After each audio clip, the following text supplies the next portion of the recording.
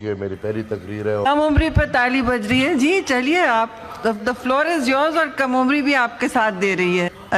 چلیے اپنی بات کیجئے ایمر صاحب, سینیٹر ایمر اپنی بات کیجئے. اور ادھر اگر اس معزز اراکین میں تاریخ کسی نے پڑھا ہو پاکستان کے مشرق علوم کے علاوہ, ہم بچے کو تاریخ جھوٹ سنا رہے ہیں. ہمارے جو پاکستان میں مشرق علوم ہے وہ سارا جھوٹ پہ مبنی ہے. اس جھوٹ پہ مبنی ہم بچوں کو پڑھا کے پھر کہتے ہیں کہ یہ آگے اچھا کام کریں گے. میری بات سے اگر کسی کو تکلیف ہو, میں واضح کر دوں کہ میں اس وطن میں, اس ملک میں غدار ابن غدار کا بیٹا ہوں, اور میں سمجھتا ہوں کہ آج کی تقریر کے بعد شام میں کہیں میں بھی چوتھی نسل میں اس نعرے سے گزروں. اسمبلی کے باہر ایک دفعہ اجلاس بلایا گیا تھا اور جناب خان عبدالولی خان مرحوم گاڑی کی ڈگی کتابوں سے بھر کے لائے تھے. اس لیے لائے تھے کہ آئے آج بات کرتے ہیں کہ پاکستان بنا تھا, کہ پاکستان آزاد ہوا تھا. جب آپ 47 میں آزاد نہیں ہوئے, آج آپ آزادی کا رونا رو رہے ہیں. ایمان کی بات کریں سب لوگ, یہ آپ کے ملک کو بنانے والے نے جس دن فوج کے سامنے فوج کے ایک تقریب سے یہ بات کی کہ یہ ملک اس لیے نہیں بنا کہ آپ اس پہ حکمرانی کریں, یہ ملک اس لیے نہیں بنا کہ یہاں پہ عوام غلام ہو, بندوق والے کے پاس طاقت ہو, بلکہ آپ محافظ ہیں. یہ جو باتیں آج ہم کر رہے ہیں یہ جناب قائد اعظم محمد علی جناح صاحب کو کرنی پڑی, اور ان باتوں کے نتیجے میں پانی جب بیمار ہو گئے تو ان بیچارے کو زیارت جانا پڑا. آج سے 76 سال پہلے میرے بلوچستان کے بھائی بیٹھے, اس ملک کا پہلا پولیٹیکل قیدی جو ایک سافٹ ایگزائل کی شکل میں زیارت بھیجا گیا, کیا وہ یہ بانی تھا؟ یار کہ آپ پاکستان میں جناب محمد علی جناح صاحب پہ ریسرچ نہیں کر سکتے تو آئے آزادی کی بات ہو رہی ہے.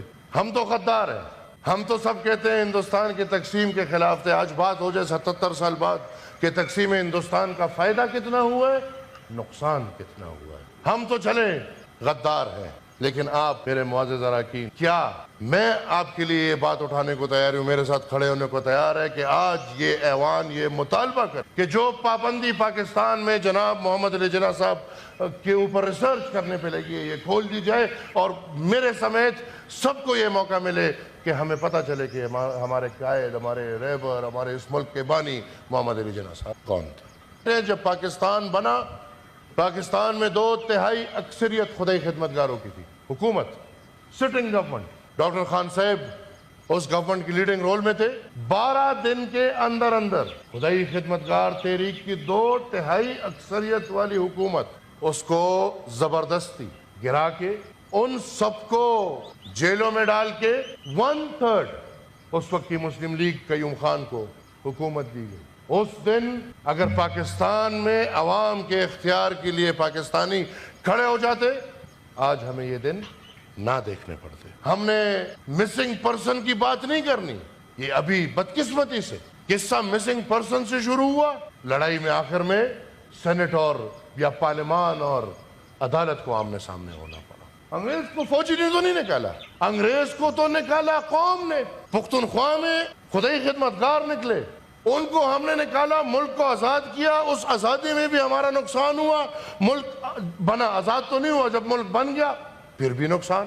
آپ کے پاکستان کے فوج, یہ اگر آپ لوگوں کو نہیں پتا, یہ آپ کان کھول سن لیں, کان کھول لیں, نہتے شہریوں پہ عورتیں بچے گھروں سے نکل آئے کہ خدا کا خوف کریں, گودوں میں اپنے بچے لے کے آگے, سروں پہ قرآن نکل کے لے آئے کہ آپ کیا کر رہے ہیں, کیونکہ ان کا مشن تھا کہ ہم نے خدائی خدمتگار تحریک کا خاتمہ کرنا ہے.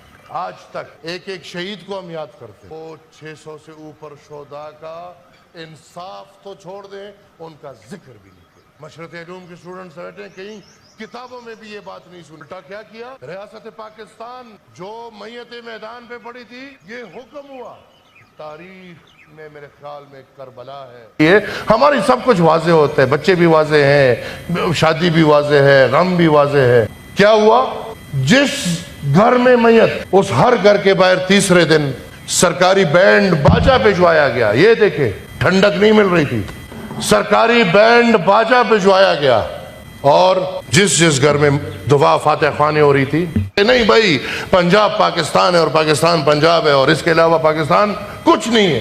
ہم نے بنگال کے مینڈیٹ کو نہ مانتے ہوئے ہم نے اپنے آدھے ملک کو، اگر آج یہ بات ہوتی ہے کہ پاکستان تقسیم ہو اور آدھا پاکستان ہم سے جدا ہو کے بنگلہ دیش بن گیا، اس کی کیا وجہ ہے؟ یہی وجہ ہے کہ آپ ان کو مینڈیٹ دینے کو تیار نہیں تھے. یہی وجہ ہے کہ آپ ان کو ایک مظلوم محکوم قوم کی طرح تصور کر رہے تھے. جس طرح آج آپ پختون کو، بلوچ کو، سرائکی کو، مہاجر کو، سندھی کو، بلکہ پنجاب میں بہت لوگوں کو، کشمیری کو، گلگتی کو، جو جس طرح کنسیڈر کیا جاتا ہے، کیا ملا آپ کو؟ آپ کا ملک دو لخت ہو گیا. اور جب ملک دو لخت ہو گیا پھر احساس ہوا.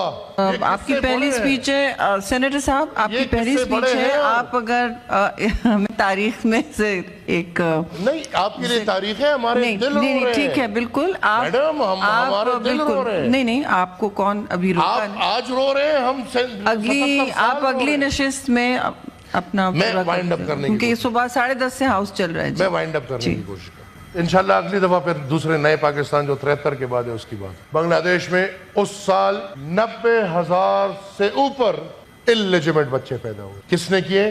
جو بچی ہے وہ اس وجہ سے بچی ہے کہ وہ بنگلہ دیش میں نہیں تھی، اس وقت باہر پڑھائی کے لیے گئی. تو انہی سے عقل حاصل کر لیں. ہم آج پھر اس نیت پہ پہنچے ہوئے.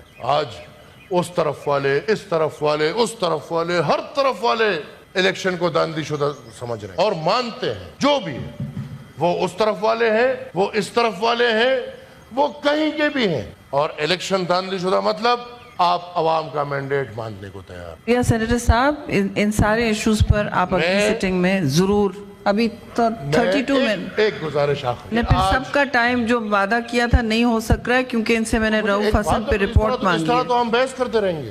جی نہیں، مائک بند ہو جائے گا. نہیں، بحث نہیں کرتے رہے. کوئی ہماری آواز ویسی بہت اچھی. پلیز آپ وائنڈ اپ کر لیں. مائک کی ضرورت ہمیں نہیں ہے. کسی نے 32 منٹس نہیں لیے سینیٹر صاحب. مائک کو پیٹ کر کے بات. گزارش ہے جی پلیز.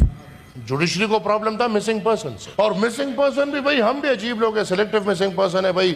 100 لوگ مس ہو گئے، کوئی مسئلہ نہیں. ایک مس ہو گیا، ہنگامہ برپا کر دیا. ایک مل گیا، مسئلہ حل. 32,000 مسنگ ہے بھائی، خیر ہے، کوئی مسئلہ نہیں. یہ کیا ملک ہے؟ ترجیحات کیا ہے؟